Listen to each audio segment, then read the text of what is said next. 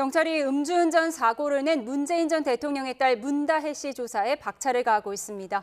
경찰이 조사 일정을 조율하고 있다고 밝힌 만큼 조만간 소환 조사가 이루어질 거란 전망도 나오고 있는데요. 음주운전 관련 사건 사고와 여자친구를 살해한 의대생 사건에 대해서 이웅혁 건국대 경찰학과 교수와 함께 얘기 나눠보겠습니다. 어서 오세요. 네, 안녕하십니까. 네, 문다혜 씨 현장에서 음주 측정은 한 거고요. 이제 앞으로는 어떤 조사가 이루어지나요? 구체적으로 이를테면 음주를 하게 된 경위, 그다음에 적발 당시의 그 상황, 그리고 구체적으로 몇 미터를 운전을 했는가 등에 대한 실제 그 조사가 이루어지는 것이고요. 그럼 출석하기 전에 이미 이런 조사가 이루어질 수 있는 건가요? 출석을 해서 이제 구체적인 사항들이 지금 앞으로 이루어질 것이고요. 아마 그 지구대에서는 신원 확인 정도만 하고 그다음에 이제 귀가가 지금 이루어진 상태인 것 같고요. 통상 보게 되면 이제 3일에서 일주일 사이에 그 시간적인 그 조율 그리고 그 수사관이 그 배정이 되고 그리고 그 공보 규칙에 의하면 어쨌든 비공개 소환이 이루어지겠죠. 다만 이제 그 전직 대통령의 그 딸이다 보니까 지금 언론이나 기타 시민들이 많은 이제 관심을 갖고 있는 이런 상황인 것인데요. 그 조사에 있어서는 이를테면 어디에서 얼만큼 어떤 종류의 술을 먹었는지 이것이 중요한 조사의 그 대상이 되고 그런 건 CCTV를 통해서도 알 수 있는 그렇죠. 거 아닐까요? CCTV에서 다 나와 있지만 네. 그것이 이제 사실인가의 그 여부를 이제 확인하는 이런 작업들이 있게 됩니다. 본인 확인을 해야 하니까요. 왜냐하면 만약에 그것을 부정하고 부인하게 되면은 더 구체적인 또 정확한 음주 측정에 관한 이 조사가 또 별도로 이루어지는 경우도 간혹가다 있습니다. 이를테면 그 식당에 직접 경찰이 방문을 해서 영수증이라든가 CCTV라든가 이런 것들을 확인하게 되는 그런 과정에 있고요. 지금 지적을 하신 바와 같이 이 구체적인 객관적인 증거가 CCTV도 있고 또 지금 아마 경찰의 그 입장에서는 추돌했던 문다혜 씨가 추돌했던 그 택시의 그 블랙박스 영상도 지금 조사를 하고 있는 분석을 하고 있는 이런 상황인 것이고요. 그리고 어떻게 본다면 동종 전과가 또 있느냐 이것도 물어보기도 하고요. 그리고 적발되었을 때 그 상황, 그냥 어떤 상황에 적발이 되었고 지금 호흡 측정을 했는데 이 호흡 측정이 적법하게 이루어졌는지 이런 등등을 포함해서 아마 그 일주일 상간 안에 소환 조사가 이루어질 것이 아닌가 생각합니다. 네. 보도에 따르면 혈중 알코올 농도가 0.149%로 지금 전해지고 있습니다. 면허 취소 수준을 훌쩍 넘어가는데요. 어느 정도 먹으면 이 정도 수치가 나옵니까? 그 사람마다 그 개인차가 좀 있긴 하고요. 네. 또 여성 남성에 있어서 조금 그 알코올 분해 능력 자체가 좀 차이가 있기 때문에 네. 또 체중하고도 또 비례되는 면이 있고요. 또 당일날 그야말로 안주를 풍성하게 먹었느냐 이런 등하고 조금 차이가 있긴 합니다만 네. 일반적으로 봤을 때 소주 한두 잔이면 0.03%가 나오는 것이고 네. 지금 0.14%라고 한다면 적어도 소주 1.5병 또는 2병 이상 음주했을 가능성이 상당히 크다. 이 생리적인 반응 등의 객관적인 조사에 의하면 말이죠. 그리고 그것은 행위 조종 능력을 상실할 가능성이 크다. 즉 운동적인 신경이 미약해지고 의사 판별 능력도 상당히 부족한 이제 그런 반응들이 나오는 거죠. 그래서 네. 우리가 이제 알려진 CCTV 영상 등에 비틀거리는 모습도 많이 네. 보이는 것 같고요. 네. 경찰 손을 뿌리치기도 하더라고요. 그렇죠. 경찰 손을 아마 뿌리치는 그 상황은 아마 그 임의 동행 그 과정이었기 때문에 여자 경찰관이 어떻게 본다면 임의 동행이니까 또 주치 상태니까 일정 부분 보호도 필요할 수도 있고 또 때에 따라서는 예상치 못한 행동도 할 수가 있기 때문에 또 상황에 따라서는 또 도주의 가능성도 있기 때문에 그런 면에서 일정한 아마 옆에 손을 잡는가 등의 모습을 보이는데 그것을 이제 뿌리치는 행위가 나타나는데 저 행위 자체가 그렇다고 해서 폭행을 했다. 공무원에 대해서 만약 명백한 그런 거라고 한다면 공무집행 방해 혐의도 또 추가될 수 있지만 지금 저 정도의 그 뿌리치는 행위로 이 공무원에 대한 폭행으로 보기는 좀 어려울 것 같고요. 네. 그리고 네, 아까 지금 저 영상입니다. 이미 동행하는 여경의 네. 손을 뿌리친 영상이 이제 준비되면 다시 한번 보여드리도록 하겠습니다.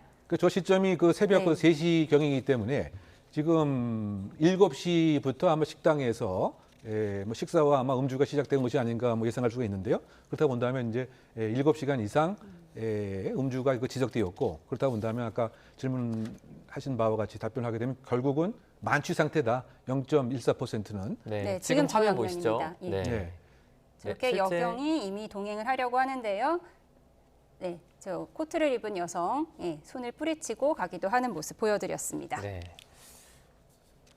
결국은 지금 그 행동 그 자체가 소위 비틀거리는 모습이 너무 이제 농후하지 않는가 이제 그런 생각이 들고요. 네. 그래서 저것이 또 다른 시사하는 바는 우리가 그 몇 달 전에 김어중 씨의 이 음주 사건과 관련돼서 그때는 이른바 술취기라고 뭐 술탁이라고 얘기를 하죠. 음주 사실상은 단속 직후에 또 다른 음주를 했기 때문에 네. 후행 음주를 해서 정확하게 이 혈중 알코올 농도 파악에 있어서 실패를 했지만 그럼에도 불구하고 비틀거리는 모습이라든가 또는 그 당시에도 그 서 있던 택시를 추돌한 뭐 이런 모습은 사실상 그 위험 운전 치상 사실상 어떻게 본다면 지금 단순한 음주운전보다 훨씬 형량이 높은 그런 범죄가 될 지금 가능성도 저는 있지 않는가 이렇게 조심스럽게 추정합니다. 네. 다만 이제 그 택시 기사의 부상 정도가 아주 경미하다라고 한다면 상해죄에 이르지 않았다고 한다면 위험 운전 치상으로 볼 여지는 좀 없겠지만 그래서 사실상은 지금 그 목이 뻐근하다라고 한다면 이게 상해에 해당된다고 한다면 사실상 지금 단순한 그 음주운전 여부가 아니고 김어중 씨 사건에서 보았던 위험 운전 치상이라고 하는 이건 상당히 형량이 높습니다. 네. 1년 이상 15년 이하의 징역에 처할 수도 있는 이건 이제 중한 그 범죄이기 때문에 네. 저는 앞으로 이 수사의 그 초점은 과연 이제 수사기관이 위험 운전 치상을 적용하느냐 이것에 있어서의 핵심 포인트가 되지 않을까 예상해 봅니다. 네. 그 방금 말씀해 주셨는데 그러면 이제 음주운전이라는 그 부분보다 실제 뭐 최근에 있었던 김호중 씨 사태나 이런 것들을 좀 반영해 봤을 때 그 위험운전 치상이라고 말씀해 주셨잖아요.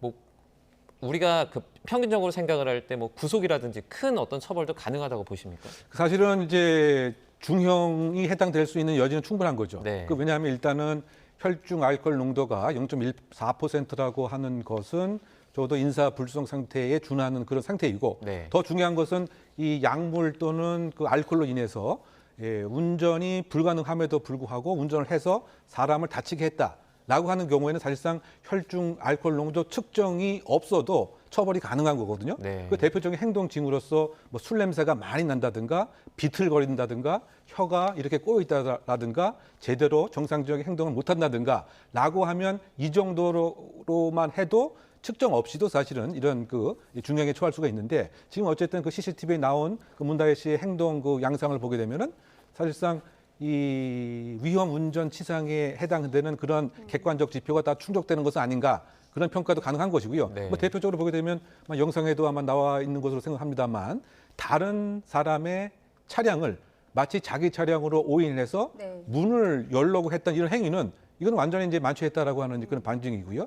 또 자신의 그 트렌치 코트인가요? 네. 이것이 이제 계속 땅에 끌려 있는데 뭐 그것도 인식을 못한 점이라든가 또는 비틀거리는 이런 모습이라든가 라고 하는 것은 그 판례에서 인정하는 위험 운전 치상의 대표적인 행동 징표거든요.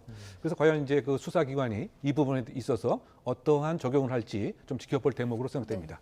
술에 취한 정황은 나오고 있는데 단순하게 신호 위반과 또 불법 주차 정황도 이제 카메라를 통해서 드러나고 있잖아요. 이 부분은 가중 처벌이 되나요? 아니면 단순 과태료 처분이 되나요? 그거는 이제 그 행정 처분, 이른바 그 범칙금 과태료 부과의 대상이 되는 거죠. 별개로 네, 진행이 되는 별개로. 거죠. 그 다만 이제 이것이 예를 들면 비슷한 교통법규 위반 사항이 중복됐을 때, 그러니까 지그재그 운전도 하고 중앙성 침범도 또 하고, 그 다음에 전방 주의 의무도 게을리하고 이런 경우에는 난폭 운전에 또 해당될 수도 있습니다. 이런 경우에는 이 행정 처분, 뭐 면허 취소 이외에 이 역시 이제 그 형사벌을 받을 수 있는 또 근거가 되거든요. 그래서 지금 단순한 지금 아까 말씀한 불법 주정차 이 부분은 이 용산구청에서 부과를 하지 않았던 것 같습니다. 왜냐하면 그 당시에 어떤 제3자가 신고한 것도 아니고요.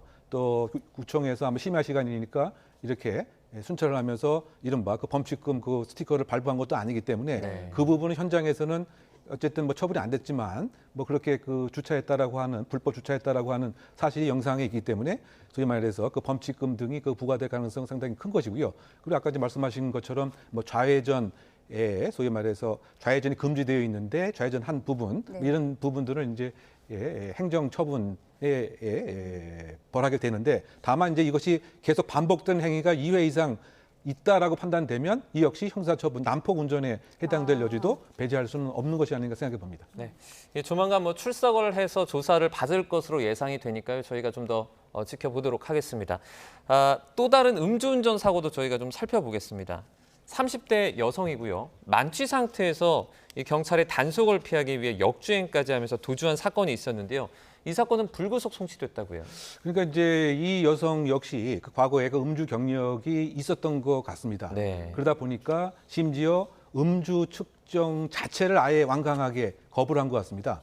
즉 경찰 관서에 인계가 되는 상황에서도 3번이나 음주 측정을 요구했는데 호흡기 측정도 거부하고 체열도 측정도 거부를 한 것 같은데 아마 그 본인의 생각에서는 음주 측정을 거부하는 것이 소위 측정에 의한 결과에 의한 그 양형보다 측정 거부하는 것이 더 자신에게 이익이다. 요즘 그런 꼼수가 공유되고 있잖아요. 그렇죠. 근데 그때 사실 그게 더 잘못 판단한 거죠. 네. 왜냐하면 이제 음주 측정 그 거부죄의 양형 자체가 1년 이상 6년 이하의 형에 처할 수 있다고 한다면 사실상 더 중형인데 네. 본인이 생각할 때는 이제 그렇게 잘못 판단한 것 같고요. 아마 또 그런 그 과정에서 이 기회가 된다고 한다면 이른바 뭐 술타기 수법이라고 하는 잘못 그 이렇게 학습이 되었던 그 김원중 씨 사건 때문에 저 바꿔 얘기하면 후행 음주인 거죠. 그렇다고 한다면 그 직전에 있었던 정확한 음주 측정 자체가 불가능하기 때문에 결국은 무죄가 이끌어지는 막 그런 것도 염두에 두었을 가능성이 있었던 것은 아닌가 평가해 봅니다. 네. 이 사건도 수사 결과 계속 지켜보도록 하겠습니다. 네, 오늘 사건 사고 소식 여기까지 짚겠습니다. 이용혁 건국대 경찰학과 교수와 함께했습니다. 고맙습니다. 고맙습니다.